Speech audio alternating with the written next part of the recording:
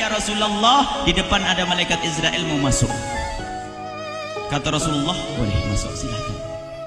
Kemudian malaikat Israel mengucapkan salam, dan setelah mengucapkan salam, malaikat Israel menawarkan, ya Rasulullah, aku disuruh oleh Allah untuk mencabut nyawamu atau membiarkan engkau.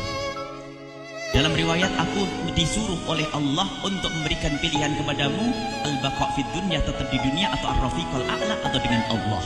Nabi Muhammad menjawab, ar-rafiqal a'la, dengan Allah. Kemudian setelah itu Nabi Muhammad berdoa agar umatnya selamat. Setelah ada jaminan umatnya selamat, malaikat Israel, sudahlah, cabut nyawaku kalau memang sudah waktuku. Mulailah Nabi Muhammad dicabut nyawa beliau oleh malaikat Israel.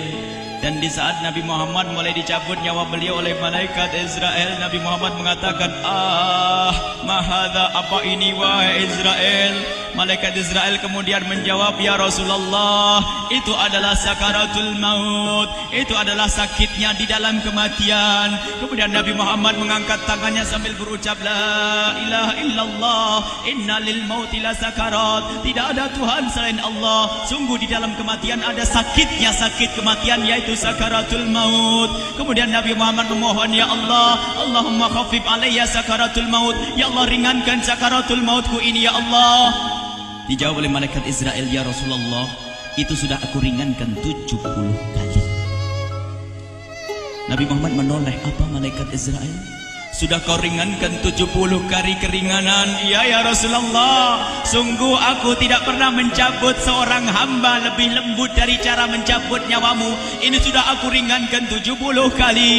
Setelah itu justru Nabi Muhammad menangis, Israel, 70 kali rasanya masih sakit. Iya ya Rasulullah, memang itu sakaratul maut. Lalu bagaimana engkau mencabut umatku, wahai Israel?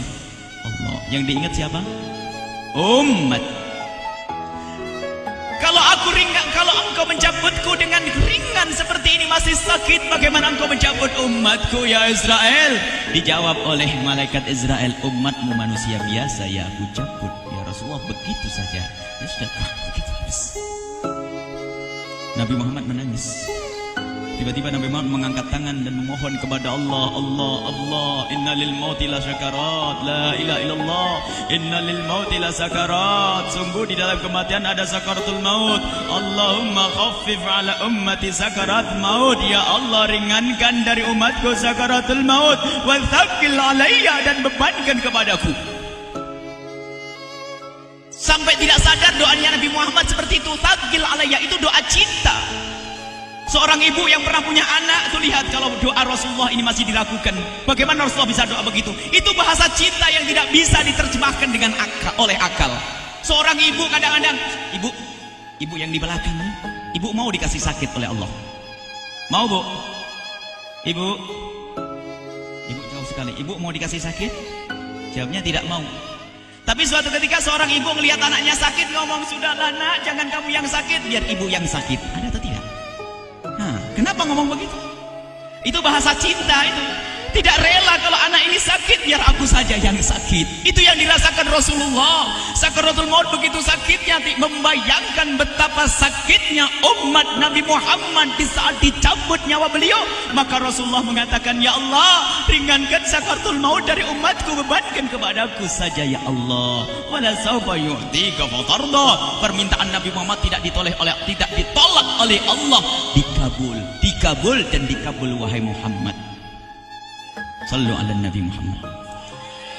Dan benar, sakaratul maut kita ditahan oleh Rasulullah, ditanggung oleh Rasulullah, sehingga digambarkan oleh Imam Bukhari di saat Nabi Muhammad dicabut nyawa beliau, Siti Aisyah yang ada di situ. Rasulullah berada di pangkuan Siti Aisyah, yang saat itu Siti Aisyah melihat keringat dingin keluar dari kening Rasulullah. Siti Aisyah tidak pernah melihat keringat keluar seperti itu. Bahkan di saat dipegang kepala Rasulullah, panasnya melebihi dari panasnya orang biasa. Setiap kali ada kain dicelupkan di air, ditempelkan di kening Rasulullah langsung mengering.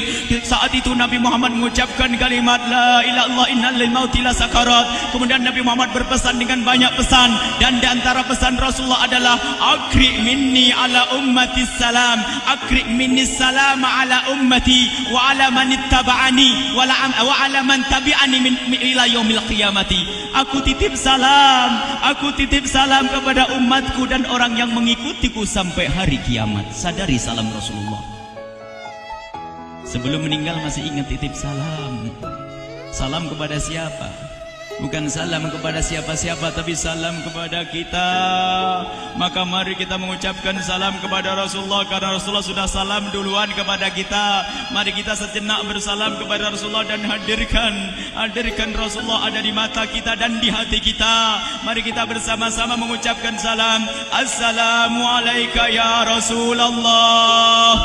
Assalamualaikum ya Rasulullah. Assalamualaikum ya Habiballah. Assalamualaikum ya Nabi Allah. Rasulullah mengucapkan salam untuk kita. Dan di saat itu Rasulullah keringat dingin keluar, maka oleh Siti Aisyah diusap. Oleh Siti Aisyah diusap, bayangkan saat itu Nabi Muhammad di pangkuan Siti Aisyah dan diusap oleh Siti Aisyah. Siti Aisyah berkata, keringat Rasulullah mengucur deras hingga aku usap, dan aku usap dengan tangannya Rasulullah. Diusap dengan tangannya Rasulullah. Siti Aisyah memegang tangan Rasulullah sendiri yang digunakan untuk mengusap keringat Rasulullah. Sahabat bertanya, Aisyah, kenapa harus dengan tangan Rasulullah tidak dengan tanganmu? Lihat jawab Siti Aisyah, karena tangan Rasulullah lebih lembut dari tanganku. Sallu ala Nabi Muhammad. Masih sempat nyanjung itu sahabat Nabi. Dalam keadaan begitu masih menyadari kelembutan tangan Rasulullah, jasad Rasulullah, kemuliaan Rasulullah sallallahu alaihi wasallam. Dan aku lebih menginginkan bahwasanya yang menyentuh jidat Nabi Muhammad adalah tangan yang paling mulia di dunia dan di akhirat. Siti Aisyah enggak berani menyentuhkan. Pengennya yang disentuhkan di kening Rasulullah adalah tangannya Rasulullah sallallahu alaihi wasallam.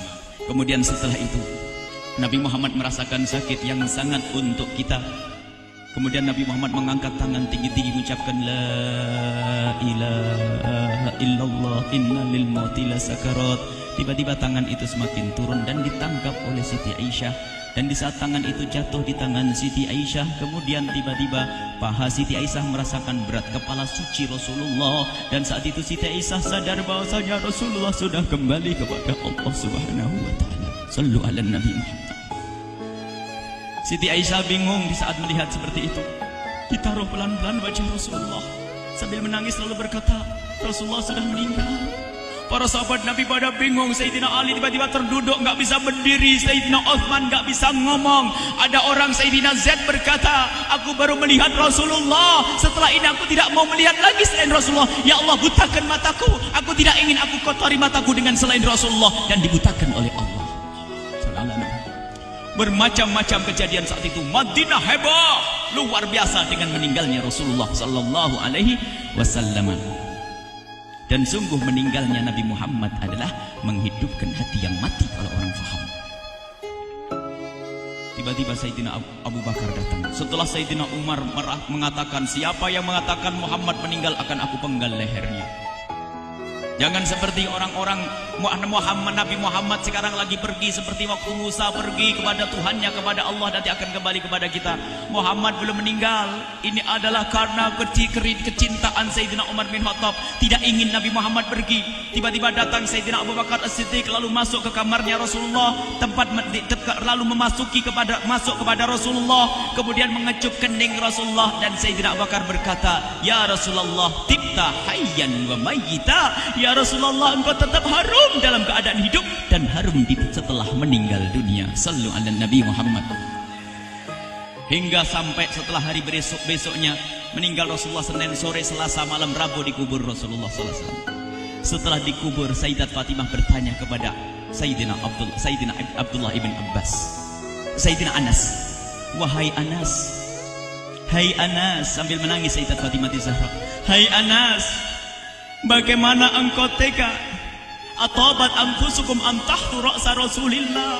Apakah engkau rela menaburkan debu di atas kepala Rasulullah?